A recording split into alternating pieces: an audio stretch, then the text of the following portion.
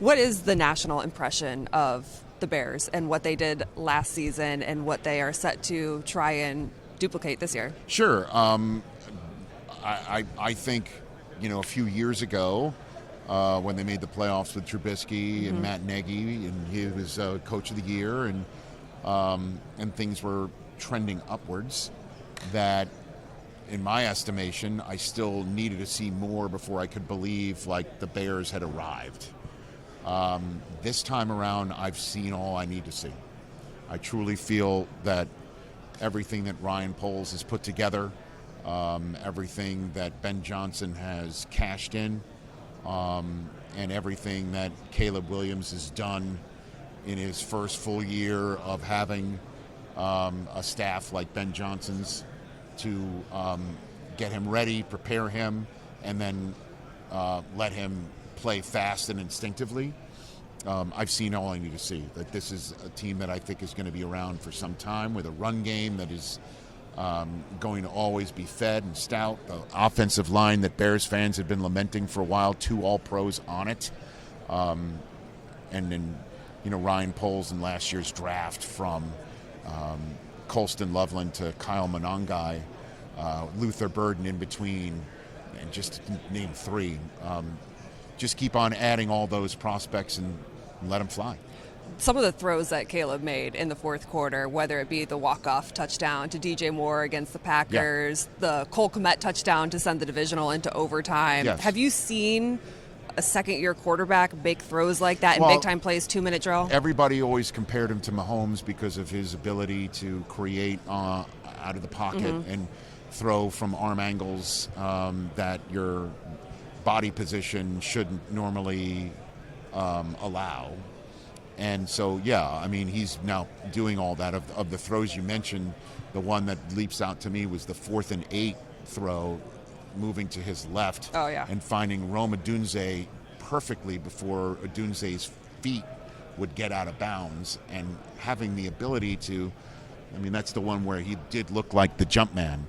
And for him to go to his left but still have the arm strength to get it over the defense in such a way with such velocity on the ball to be as accurate as where it was. That was the most impressive one, because if you don't convert that 4th down, you're down 2 scores at that point in time. There would be no comeback in that game against the Packers. Everything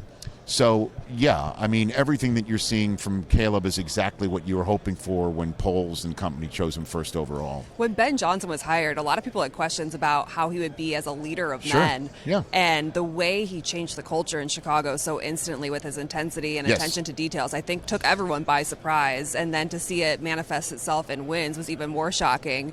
But to see how he is kind of made himself a target for NFL coaches in a lot of ways by calling out Matt LaFleur. Like, that's not normal in the NFL. It's been a fun change in Chicago to hear it, but from the other side, I'm not so sure everyone loves it. Well, all politics are local, is the phrase in our political world, and his local politics are to give voice to Bears fans that were sick and tired of hearing Aaron Rodgers owning them or the championship belt being put on Rodgers, and love kicking tail while Rodgers had moved on, and then Favre before Rodgers. And it's similar. Lovie Smith, when he took the job, basically saying, I'm here to beat the Packers. And Ben Johnson saying at the time that he likes beating Matt LaFleur twice a year was kind of like, okay, bud, like, I don't know what you've been able to do. You've been the offensive guy for Dan Campbell, who's clearly the one who sets the standard for culture, and clearly is the one who is in charge of the culture up there in Detroit. And then we learn, well, Ben Johnson has some significant intensity to his own way, in his own self, and in his own right. And that's the thing that Ryan Poles was telling me when he was on the show the other day, is that he realized in training camp we got the right guy, that it's somebody who is holding people accountable and doing it in a fair and equal way. That he was seeing that the culture was being laid down properly. And so I think you're spot on with what you said. The Bears really addressed the offensive line last year. Yeah. Now it's all about the holes on the defense, and there are quite a few. Right. Do you feel like they are a Max Crosby type player away from being a legitimate contender? I don't think Max Crosby is going to be moved for various reasons. One of them too is if I'm the Raiders, I'd want more than just a first round pick for him. Yeah, it seems low. I'd say the Micah Parsons trade is the floor, and then that might not be enough for me to give Max Crosby to the Bears, and that's a hefty, price to pay. And I just don't know the way that the Bears just are going about their business. It would be aggressive, but it would also just show you, did the Packers win the Super Bowl because they got Micah Parsons last year? They did not.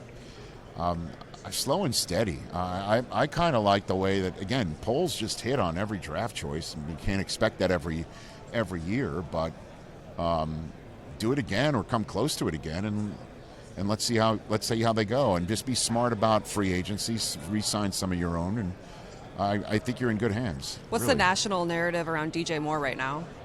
Good or is question. Is there one? I don't know. At all? I don't really know of one. And obviously what he's been able to do in the last year or two with Caleb, he made some big plays. Just ask a Packer fan, So I honestly don't know what the Bears are going to do on that front and what they should do, but running it back isn't a bad idea on offense. Yeah, they love their locker room. Rich Eisen, I appreciate your time. Thanks for joining pleasure. us. Thank you. Thank you so much.